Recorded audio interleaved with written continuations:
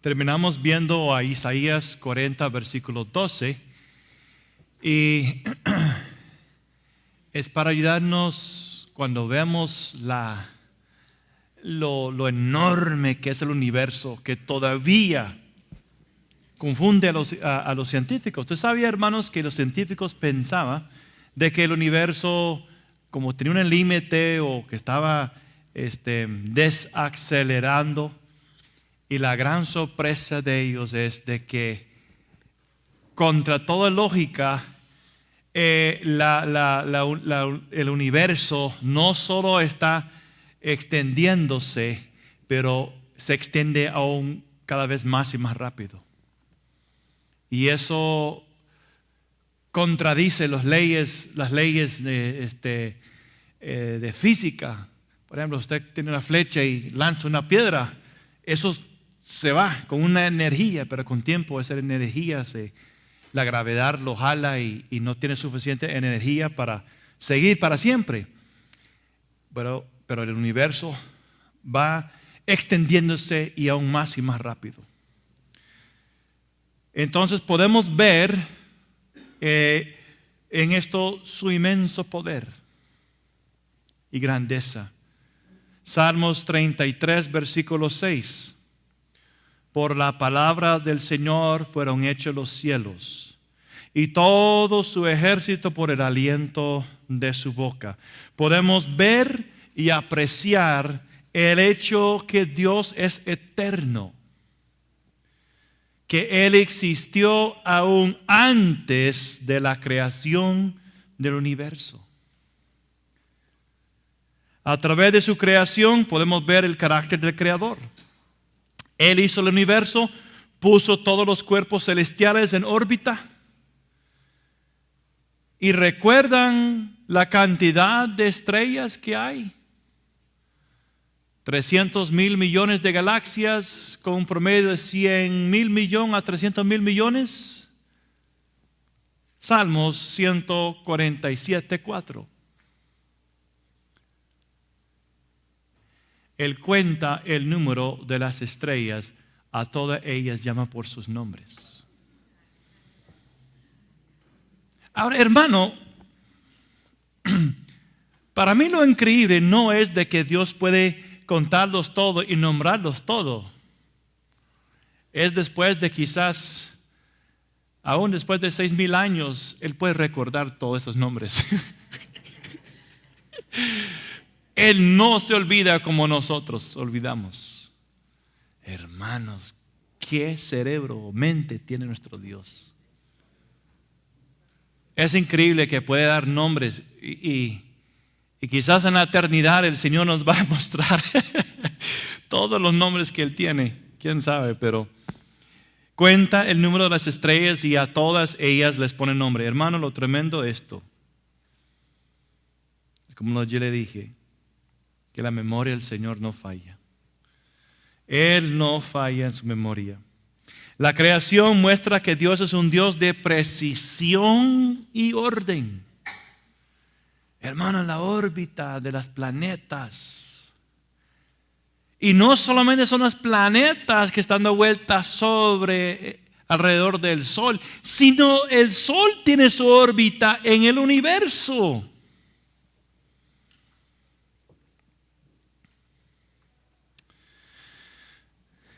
Podemos ver a través de la creación su poder y que su entendimiento es infinito.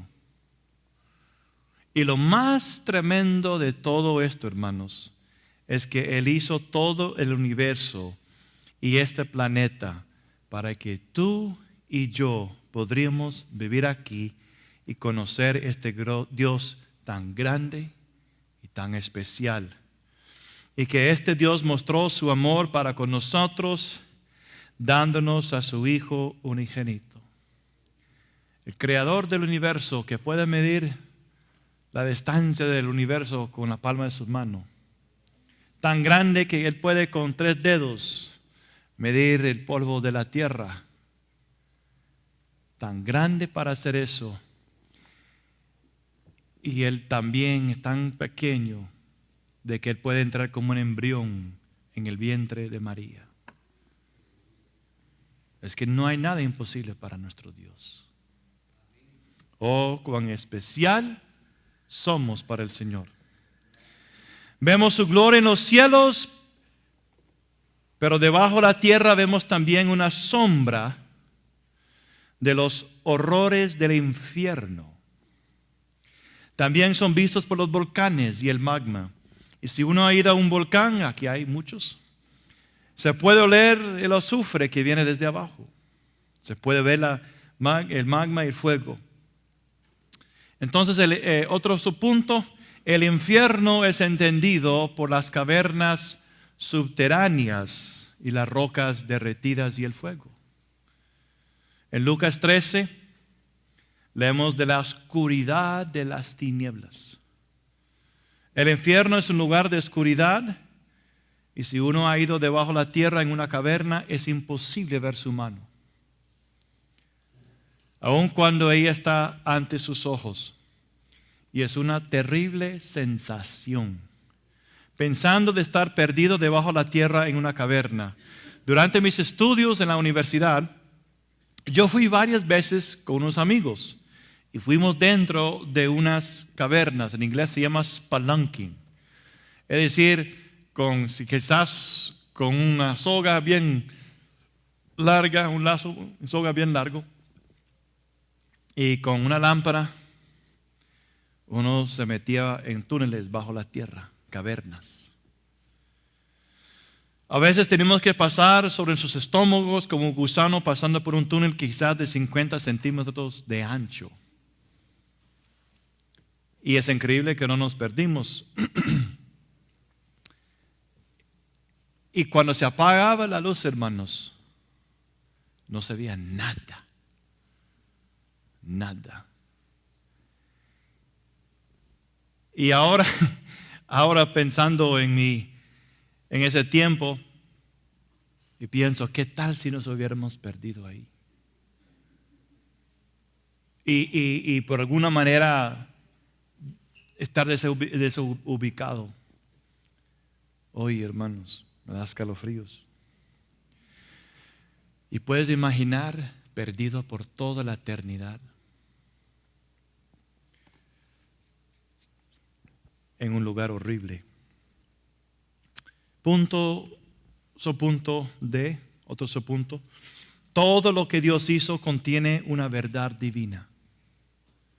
Todo lo que Dios hizo contiene una verdad divina. Hay una lección divina en todo lo que Dios ha creado. En Primero Reyes 4, 32 a 33, hablando de Salomón, dice: y compuso 3,000 proverbios, y sus cantares fueron 1,005. También disertó sobre los árboles, desde el cedro del Líbano hasta el hisopo que nace en la pared. Asimismo disertó sobre los animales, sobre las aves, sobre los reptiles y sobre los peces. Con el espíritu de sabiduría que reposó sobre Salomón, él pudo ver las verdades espirituales en las plantas, los animales, los minerales, los árboles, los peces, las estaciones, la naturaleza y mucho más. Y quisiera darles un ejemplo. A veces es difícil comprender el misterio de la Trinidad. Pero hay algo que Dios ha creado que nos ayuda a entender esta verdad divina. Y es el huevo. El huevo tiene 3 cualidades distintas: el yema, el claro y la cáscara. Cada uno es distinto y separado, pero todos forman el huevo. Hay un huevo en 3 partes. Igual que hay un solo Dios en 3 personas: Dios Padre, Dios Hijo, Dios Espíritu Santo. Ahora, Dios no es un huevo claro, pero Él nos da una idea. ¿Cómo es de que puede ser un solo Dios pero 3 personas? Y no 3 dioses. No. Es porque hay cosas en la creación que Dios ha hecho. Y un día, hace mucho tiempo, me vino a mí eso, el huevo. es que usted no puede comprar o conseguir aparte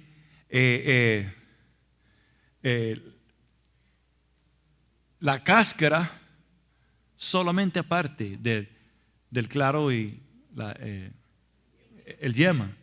Todo viene junto, es un paquete, ¿verdad? Así viene, así lo produce la gallina. Entonces, eso nos ayuda a comprender un poquito, entender un poquito este misterio.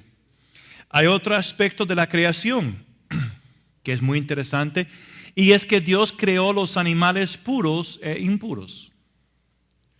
En Génesis 7, 2-8. Y lo hizo para enseñarle a su pueblo las leyes de la santidad. Entonces en Levítico 11, los animales que tienen pezuña hendida, una pezuña hendida, ¿okay?, que representa una caminata separada del mundo, del diablo y pecado, y que rumían, es decir, meditar en la palabra, son limpios. Y entonces, ¿qué significa eso? Que el cristiano limpio es aquel que no solamente tiene una caminata separada, pero medita en la palabra. Porque hay animales con pezuñas hendidas que no rumían y no son limpios, bajo la ley de Moisés. Entonces, para ser un cristiano limpio, hay que vivir una vida separada y meditar en la palabra. Dios creó el día y la noche, la luz, las tinieblas, para enseñarnos la diferencia entre el bien y el mal. Y para distinguir a los hijos de Dios de los hijos del maligno. Y eso vemos en Juan 3, 19-21. Dios creó las estaciones para enseñarnos que hay diferentes fases en nuestra vida. Tiempos de esterilidad, tiempos de fructificación, tiempos de gran penuria y tiempos de gran bendición. Todo lo que Dios ha creado tiene un mensaje que da vida. Otro subpunto. El Nuevo Testamento da el significado espiritual a las lecciones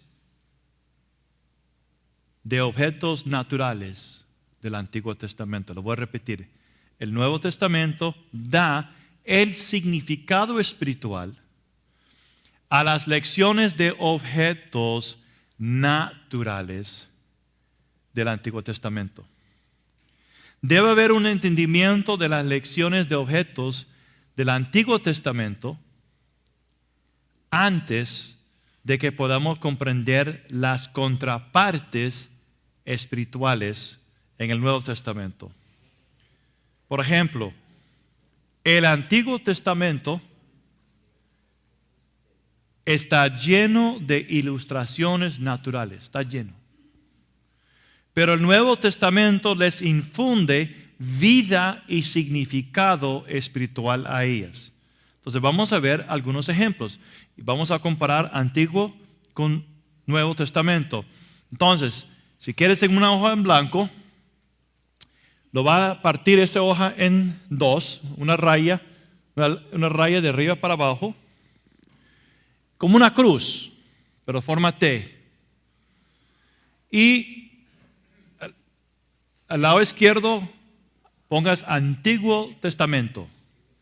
Entonces usted va a hacer un T en su papel, su hoja, y el lado izquierdo arriba Antiguo Testamento, y debajo de eso va a haber una columna, y el lado derecho Nuevo Testamento y una columna. Entonces vamos a hacer unas comparaciones. Entonces, en el Antiguo Testamento tenemos el primer Adán. El primer Adán, que es el padre de todos los vivientes. Pero en el Nuevo Testamento tenemos el postrer Adán. El postrer Adán, padre de todos los nacidos de nuevo. El primer Adán es sombra del postrer Adán. Primer Adán, Antiguo Testamento. Postrer Adán, Nuevo Testamento. ¿Okay? En el Antiguo Testamento tenemos la circuncisión natural. La circuncisión natural en la carne. Y en el Nuevo Testamento, la circuncisión espiritual, que es cortar la maldad del corazón. Es la circuncisión, la obra de Dios en nuestro corazón. En el Antiguo Testamento tenemos un viaje físico de Egipto a Sión.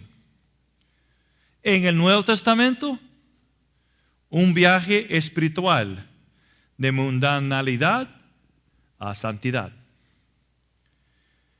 En el Antiguo Testamento tenemos enemigos físicos.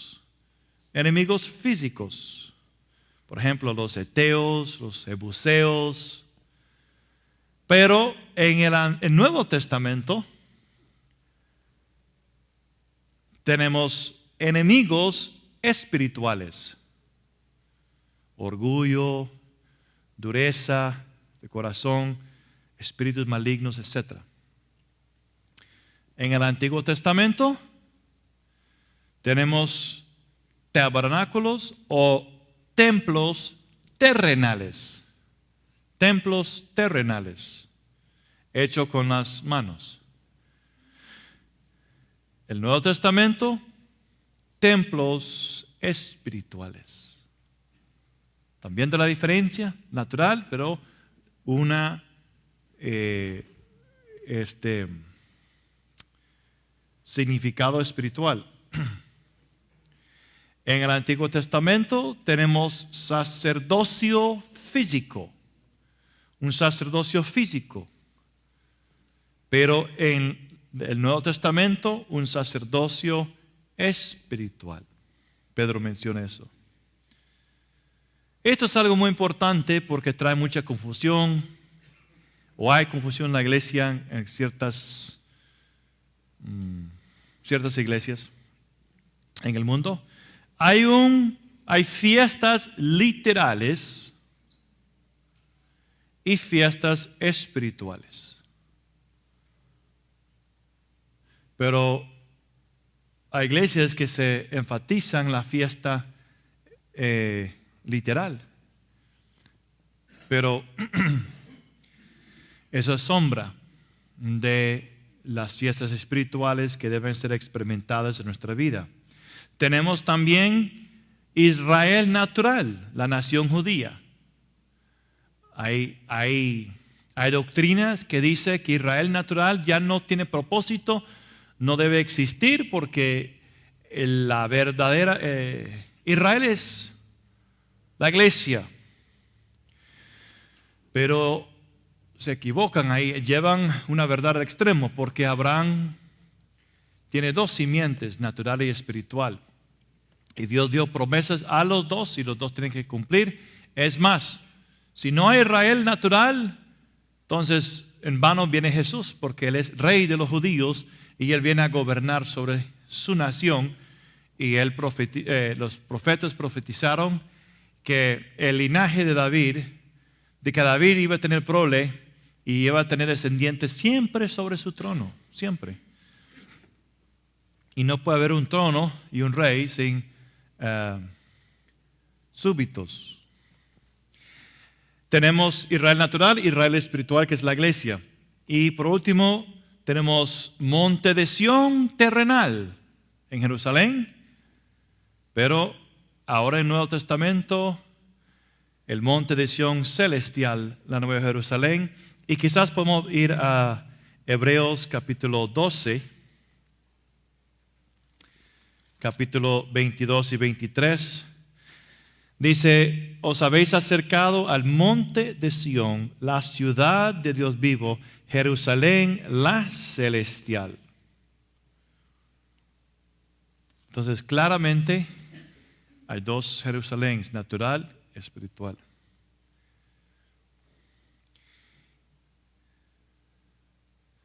Hay otro subpunto que tenemos que ver antes de ir a nuestra tercera regla. Ese subpunto es: el Antiguo Testamento es el fundamento del Nuevo Testamento. El Antiguo Testamento es el fundamento del Nuevo Testamento.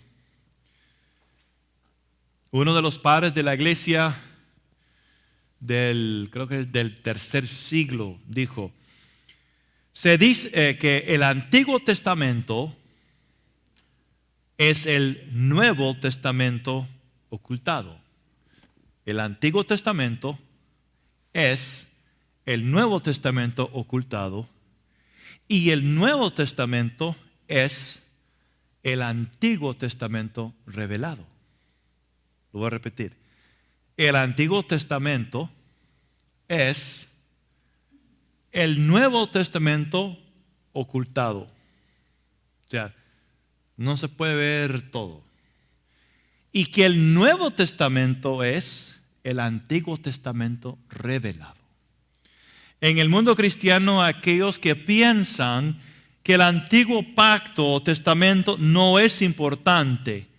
Es más, algunos ni lean el Antiguo Testamento y lo desechan. Solo el Nuevo Testamento. Pero eso no es cierto.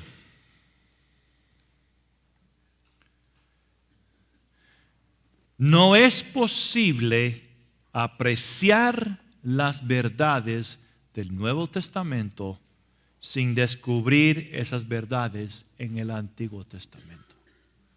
Por ejemplo, no es posible apreciar la cruz de Cristo sin apreciar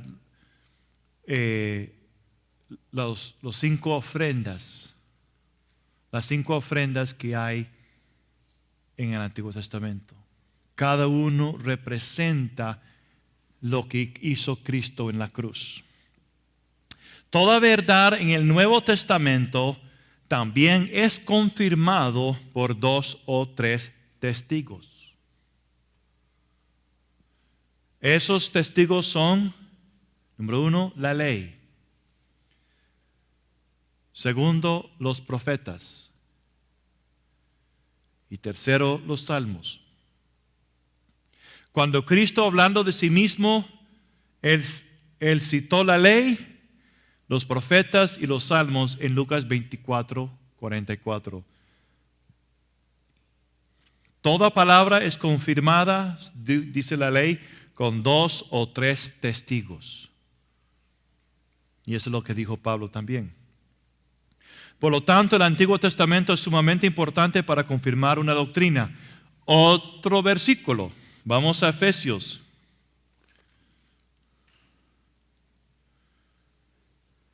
¿Cuál es el cimiento de la iglesia?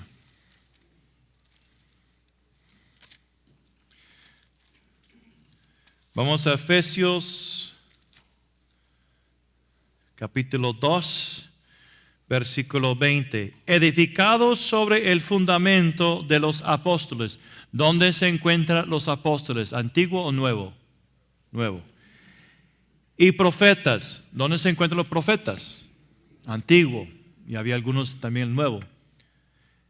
Entonces, estamos edificados sobre el fundamento del Antiguo Testamento y el Nuevo Testamento, y Cristo es la piedra principal del ángulo.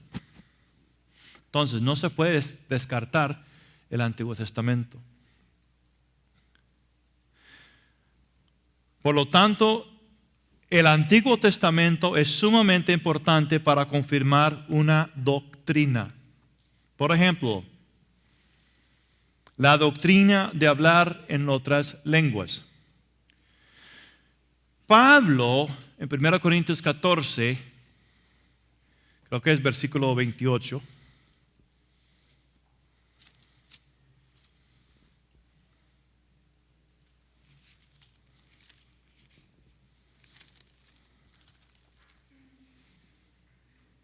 No, es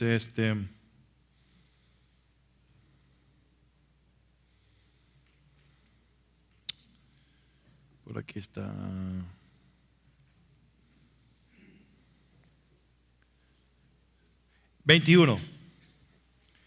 Él está citando Isaías 28:11. Y luego Pedro citó a Joel 2:28. Y luego Jesús dijo en Marcos 16:17, hablarán en otras lenguas. Entonces, tenemos una doctrina, por ejemplo, de hablar en otras lenguas, citada por Pablo en 1 Corintios 14:21, citando Isaías, y eso está conectado con el día de Pentecostés, y Pedro cita Joel 2:28, y luego Jesús en Marcos 16:17 lo confirma también. Casi todo en el Nuevo Testamento viene del Antiguo Testamento. Pablo le dijo a Timoteo, su hijo espiritual, que toda la Escritura es inspirada por Dios y útil para enseñar, para redarguir, para corregir, para instruir en justicia. ¿Ok? ¿En qué dispensación está Pablo y Timoteo cuando él escribió esto? ¿Ah? Sí, Nuevo Pacto, Nuevo Testamento. ¿Pero estaba escrito el Nuevo Testamento? No, apenas estaba siendo escrito. Entonces, él está refiriendo en su tiempo a todo el Antiguo Testamento, de Génesis a Malaquías. Y él está diciendo a su hijo espiritual, de Génesis a Malaquías, todos esos versículos, todos esos capítulos, todos esos libros son útiles para enseñar, redarguir, corregir y instruir en justicia, a fin de que el hombre sea perfecto, cabal, para toda buena obra. Amén. Sí. Entonces, eran las escrituras del Antiguo Testamento las que podían hacerle sabio para la salvación. Según Timoteo 3, 15 al 17.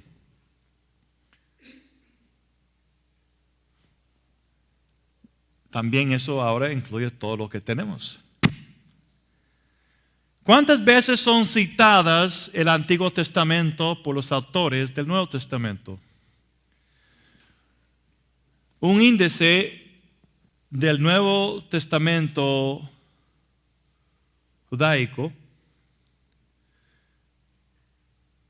citó 695 citaciones del Antiguo Testamento en el Nuevo Testamento.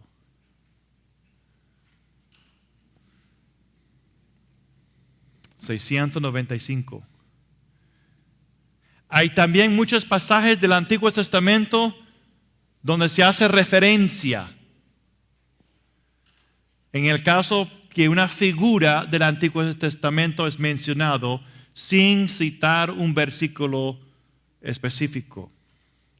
Y dependiendo de cuál obra escolar revisas o lees, el número de citaciones y referencias en el Nuevo Testamento que viene del Antiguo suma hasta 4,105 referencias o citaciones.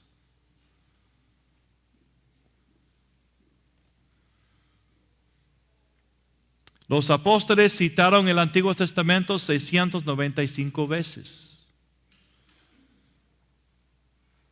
De los 27 libros y epístolas del Nuevo Testamento, 21 de ellos citan el Antiguo.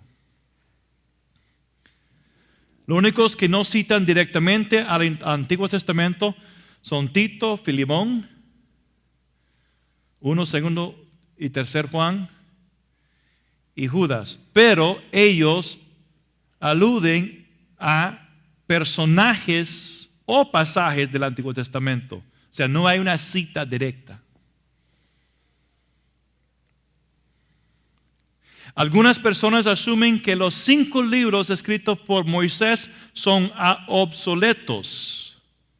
Sin embargo, hay por lo menos 245 citas de esos 5 libros en el Nuevo Testamento. Y Pablo el apóstol citó de esos libros entre 70 y 110 veces más que cualquier otro de las figuras del Nuevo Testamento. Y Jesús citó unos 60 veces del Antiguo Testamento. Y esta es una citación de un libro que dice, sin ninguna exageración, más del 10% del Nuevo Testamento se consiste de citaciones o alusiones directas al Antiguo Testamento. Y las palabras de Jesús también tienen un porcentaje similar. Los libros como Apocalipsis, Hebreos, Romanos, están saturados con el lenguaje del Antiguo Testamento, con alusiones de personajes y citas bíblicas. Por tanto, a menos que tengamos un entendimiento firme del Antiguo Testamento, nunca entenderemos ni interpretaremos correctamente las Escrituras del Nuevo Testamento. Entonces, eso nos da, hermanos, un aprecio del Antiguo Testamento. Y nos pone todo esto no como 2 libros, sino un solo libro, pero uno que tiene muchas figuras y aplicaciones espirituales en nuestra vida. Entonces ahora llegamos a la tercera regla. La tercera regla se llama el principio de la primera mención. El principio de la primera mención. La ley de la primera mención quiere decir que una ayuda para interpretar cualquier versículo es examinado la primera vez que el tema aparece en la Escritura. La interpretación nos ayuda a interpretar algo viendo por primera vez el tema que aparece en la Escritura. La ley de la primera mención establece un precedente. Sirve como el fundamento y la base sobre la cual toda la revelación posterior acerca del tema es construida. Y generalmente la ley de la primera mención es vista en su forma demostrativa en vez de ser representada por una palabra. Aunque se puede ver la primera mención de una palabra. Por ejemplo, la primera mención de la palabra creer o creo es en Génesis 15:6. Génesis 15:6. Entonces, y creyó, creyó. Es la primera vez que la palabra es mencionado de creer, tener fe. Pero el principio de fe o creer es demostrado en Génesis 3:20-21, cuando Dios hizo vestiduras de piel y cubrió a Adán y Eva. Entonces, el Señor, por fe somos cubiertos por el Señor. Entonces, la primera mención de la palabra creer es en Génesis 15:6, pero la demostración del principio de fe es en Génesis 3:20-21. Veamos, por ejemplo, la primera mención de juicio. En la Biblia, la primera mención de juicio es en Génesis 18:9. Donde dice, porque yo lo he escogido para que mande a sus hijos y a su casa después de él, que guarden el camino del Señor, haciendo justicia y juicio, para que el Señor cumpla en Abraham todo lo que él ha dicho acerca de él. Entonces, entendemos que para caminar con el Señor no es solamente hacer justicia, pero juicio. Pero la primer demostración de juicio no es aquí, sino sucede mucho más antes del relato en Génesis y nos lleva a un tiempo que vio Isaías y también Ezequiel. En Isaías 14, versículos 12 y 14, tanto como Ezequiel 28,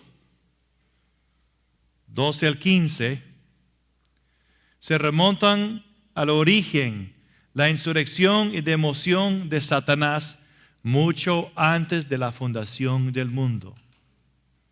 Lucas 10, 18 dice, y él les dijo, yo veía a Satanás caer del cielo como un rayo.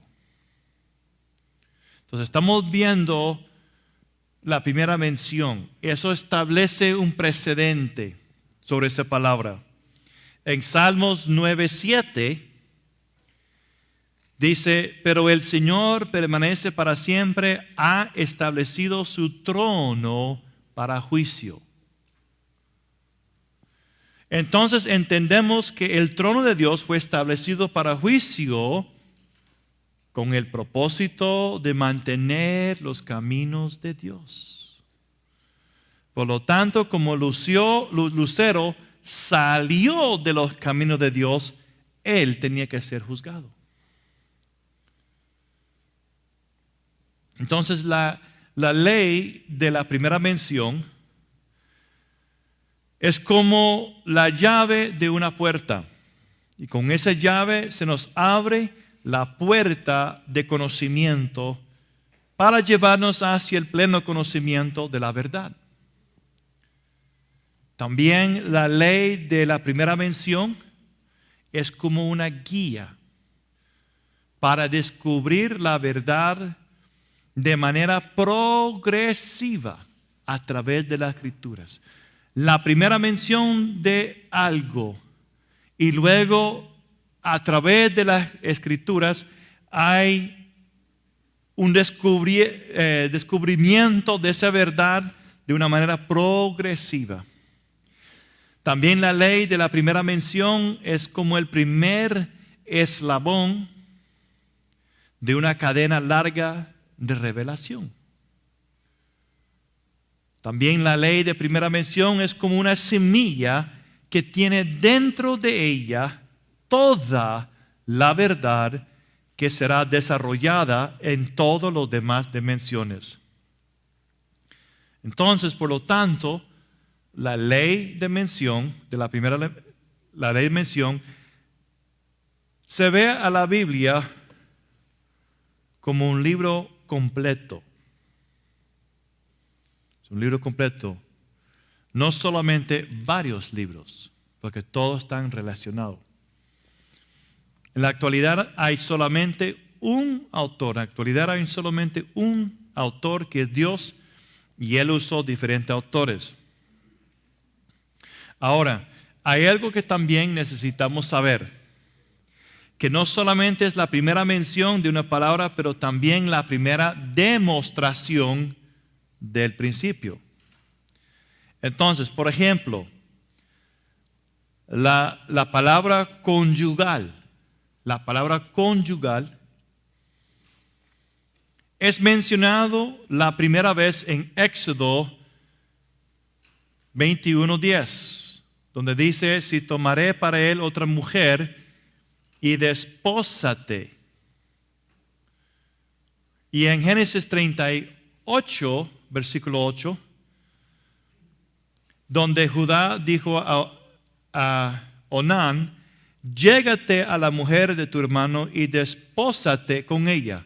Entonces, esta es la primera vez que está mencionando desposarse, la palabra conyugal, pero la demostración de este principio se encuentra en Mateo 19:8. Cuando Jesús refirió a los fariseos a Génesis 2:24. Entonces el Señor dice, mas al principio no fue así. Y versículo 9.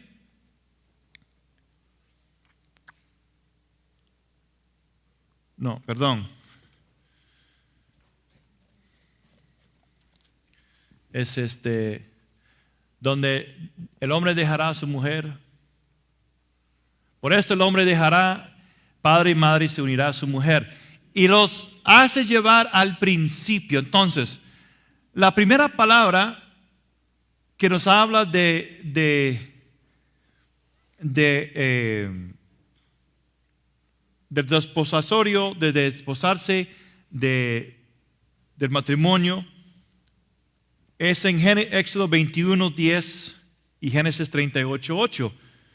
Pero la demostración se encuentra en Génesis. Esto es lo que dice el doctor Karam. Jesús invocó la ley de la primera mención para resolver la pregunta acerca del divorcio, diciendo, en el principio no era así. El maestro de maestros regresó al principio, a la primera pareja en el jardín del Edén. Y es importante localizar con precisión la primera mención de un tópico. La primera vez que nuestro Creador habla acerca de un asunto es una semilla que contiene todas las otras raíces, ramas y frutos de ese asunto. Y todos los versículos subsiguientes definen más claramente lo que está en esa semilla. Por tanto, la primera mención de algo es una guía para descubrir la verdad completa en la medida que se desenvuelve progresivamente. Y vamos a encontrar que en la palabra de Dios hay cientos de primeras menciones. Y son ejemplos, esos ejemplos que le ha dado son para ayudarles a darles cuenta sobre la importancia de la primera mención. Y siempre la primera mención de algo es crucial, deja un precedente. Y es un fundamento sobre el cual toda la revelación subsiguiente acerca del asunto es construida. Como les mencioné, es una semilla. Esa semilla tiene raíces. Esas raíces tienen ramas. Esas ramas producen fruto. Todo está conectado. Otros pasajes desarrollan más plenamente el tópico original. Entonces, hay otros tipos de primeras menciones que son números. Vamos a ver uno. Tipos o sombras, lugares, nombres de personas, eventos. Las primeras menciones en la palabra de Dios son muy importantes. No solamente la primera mención de una palabra, sino también la demostración de ese principio. Entonces vemos, por ejemplo, la primera mención de amar a otros. A veces la primera mención de alguna cosa no es necesariamente algo que es mencionado primero. Es decir, en orden en la palabra de Dios, empezando en Génesis. En Génesis 22:2 tenemos el primero mención de amor cuando Dios le dijo, toma ahora tu hijo, tu único, a quien amas. Es la primera mención.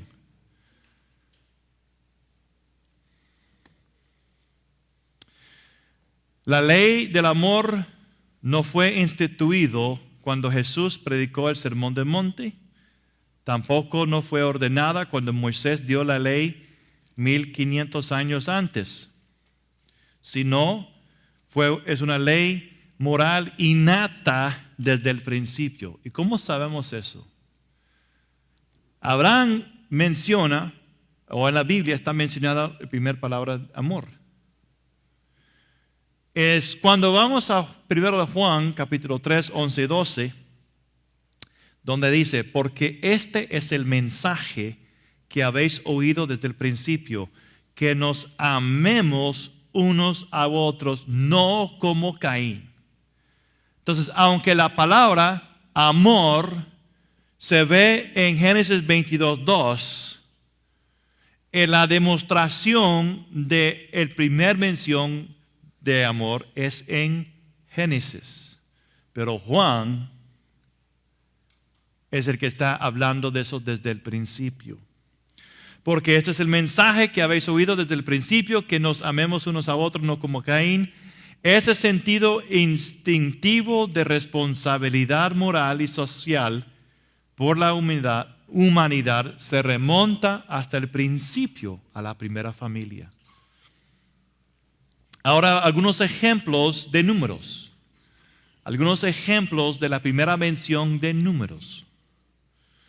La numerología es un tópico que es completamente en sí mismo.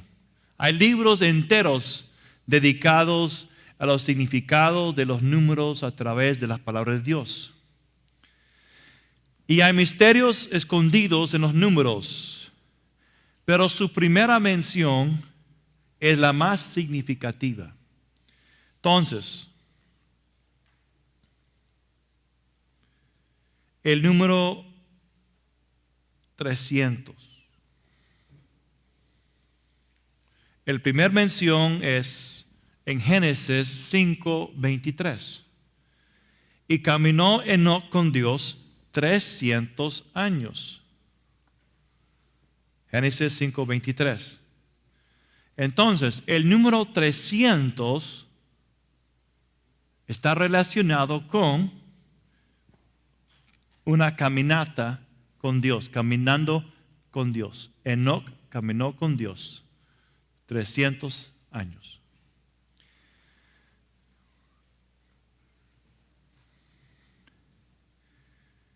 El número 300 es 3 por 100. 100 es el número representando fecundar perfecta, completo. Y 3 es el número de deidad. Entonces, caminando con Dios, estás caminando con Padre, Hijo, el Espíritu Santo, y Dios quiere llevarnos a un cristiano 100%. Encontramos también el número 300 en Génesis 6:15, que el arca mide 300 codos de largo. ¿Qué nos está diciendo el Espíritu Santo? Que los que serán guardados son los que caminan con Dios como caminó Enoc. Entonces, ahora 300 codos de largo. Tenemos la primera mención de 300 con Enoc. Entonces, esa primera mención de 300, que significa caminar con Dios, se aplica a ese arca donde 8 personas fueron guardados del diluvio, del juicio. Entonces, nos habla de ser guardado. Los que son guardados son los que caminan con Dios como Enoc.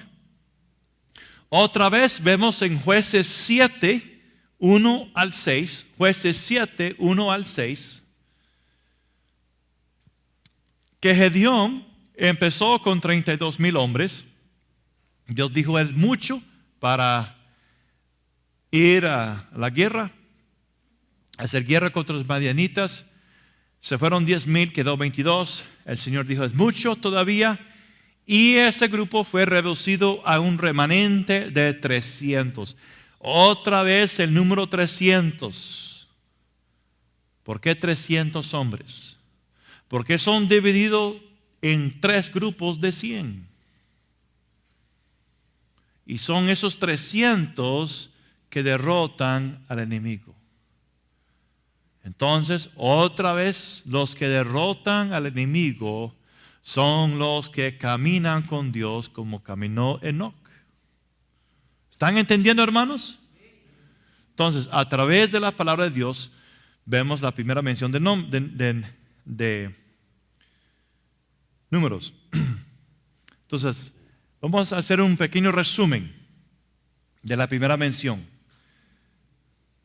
La primera mención de un asunto es la base sobre la cual toda revelación posterior es construida. Voy a repetir. La primera mención de un asunto es la base sobre la cual toda revelación posterior es construida. También la primera mención de un asunto es como una semilla. Todas las semillas futuras de ese asunto están contenidas en esa semilla original. O sea, es como una cadena. 300 con Enoc, 300 con Noé, 300 con Gedeón.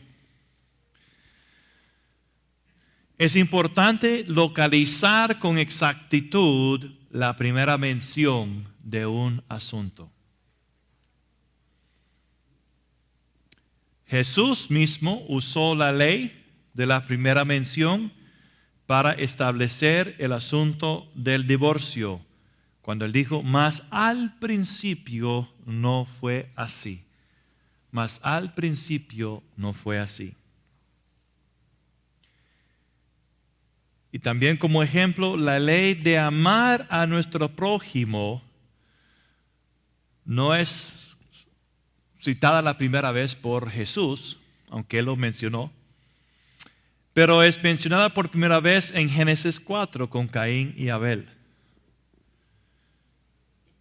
Sin embargo, no se define claramente que empieza con la familia, la primera familia, sino hasta en 1 de Juan 3, 11 a 12.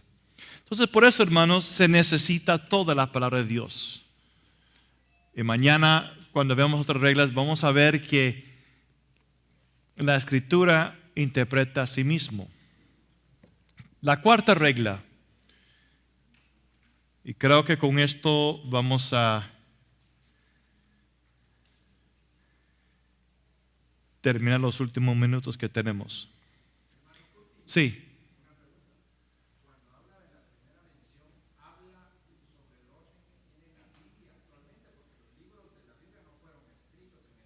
Sí.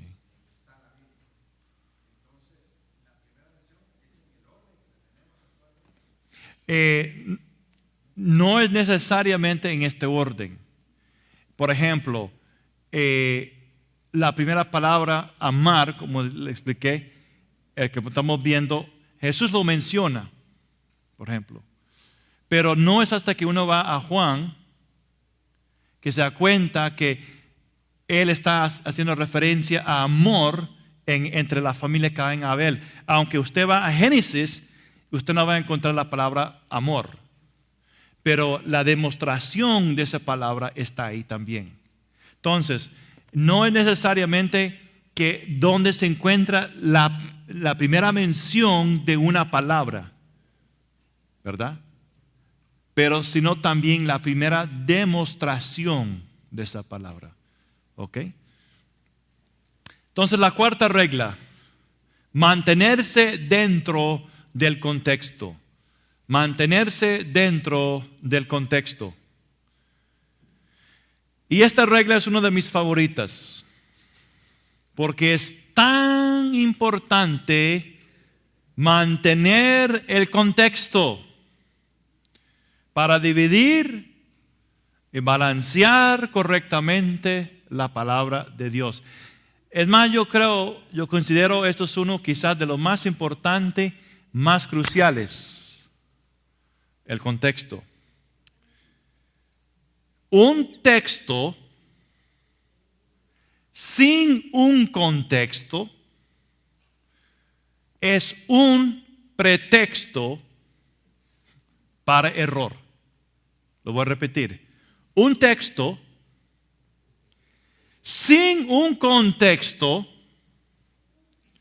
es un pretexto para error. Y quiero darles un ejemplo. Un domingo yo mencioné a mi iglesia de la raíz espiritual de los Mohawks. Ahora, yo no sé si aquí eso está sucediendo, pero donde yo vivo es como la moda. Todos los jóvenes y niños tienen mohawks. ¿Sabes lo que es un mohawk? No. Es cuando se corta el pelo, todo aquí corto o calvo, pero usted deja el pelo aquí, en el centro. Y a veces lo ponen con diferentes estilos. A veces lo ponen gel y se queda bien parado. De hecho, el otro día, cuando yo venía de mi pueblo a San José, yo fui al mall y había un señor que tiene pelo como así de largo y con gel o gelatina o con spray, no sé, o con pegamento, lo tenía pero estirado como rayos de sol. Ok. Y entonces los jóvenes, había unos jóvenes de la iglesia que se empezó a meter a hacer eso, entonces eso me incomodó. Entonces uno de los jóvenes tenía este mohawk, y yo estaba preocupado por eso. Entonces yo fui a investigar la raíz y me di cuenta que es la rebeldía antisocial. Y entonces en el culto, en la iglesia, lo mencioné. Ahora este joven todavía no se había cortado su pelo. Unos días después, como una semana o 2 semanas después, yo vi que él había cortado su pelo de esa manera. Y entonces, pensando que el joven a propósito en rebeldía lo hizo, yo lo llamé. Y él vino a la iglesia y le pregunté qué le había pasado, que cómo se siente ahora. Y me dijo, pastor, me siento mal. Porque yo escuché lo que usted me dijo, pero él explicó que el muchacho usó la máquina, pero lo hizo demasiado corto. Entonces dijo que era error y no lo hizo a propósito. Ahora, yo, sin saber el contexto de lo que había sucedido, yo saqué una conclusión incorrecta. Porque yo pasé por su casa y yo vi que él tenía ese mohawk y yo dije, wow. Unos domingos antes le estaba hablando de la raíz espiritual y ahora él a propósito está, digamos, yendo contra mi autoridad. Él está mostrando su rebeldía. Pero cuando yo senté a hablar con él, él me explicó lo que pasó y entonces le dije, bueno, ok, entiendo. Y él se sintió mal. Entonces, sin saber el contexto de lo que había sucedido, yo saqué una conclusión incorrecta. No entendí el contexto. Y Dr. Karam dice sobre la palabra contexto que por definición contexto significa tejido o hilado junto. Así como una tela tiene muchos hilos tejidos para hacer una prenda de vestir, cada palabra y oración de un discurso son hiladas juntas para formar un tema central. Es como un hilo, ¿ve? Un hilo que fluye en una prenda de vestir. Está en toda esta prenda. Ahora, sacar algo de contexto es tomar un solo hilo y separarlo de los demás. El aislar una palabra, de aislar una oración o pensamiento de su contexto, es como separar un miembro del cuerpo. Y cuando un miembro es cortado, ese miembro es inservible y muere. Entonces, tenemos que entender que en la palabra de Dios, el significado exacto de una palabra o pasaje depende de otras palabras, de otras oraciones y párrafos que los rodean y que están conectados. Por tanto, para encontrar la interpretación correcta de cualquier versículo bíblico, debemos mantenernos en el contexto. Y vamos a ver 4 áreas, solo lo voy a mencionar y mañana vamos a ver estos. Entonces, el contexto bíblico involucra 4 áreas principales. Número 1, mantenerse en el contexto del canon completo de la Escritura. Es decir, mantenerse en el contexto de Génesis a Apocalipsis.